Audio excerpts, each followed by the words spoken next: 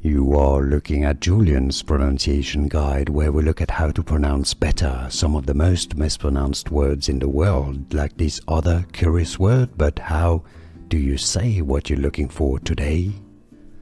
Let's learn how to pronounce this name once and for all correctly, a name of German origin. If you want to learn more confusing names from Germany, also history, stay tuned. I've got more videos for you. You want to learn from the German pronunciation. For reference, Schindler, Schindler, Schindler. In English, therefore, British English pronunciation is quite similar to the German one. Schindler, Schindler. American English, Schindler, Schindler. From German pronunciation, Schindler.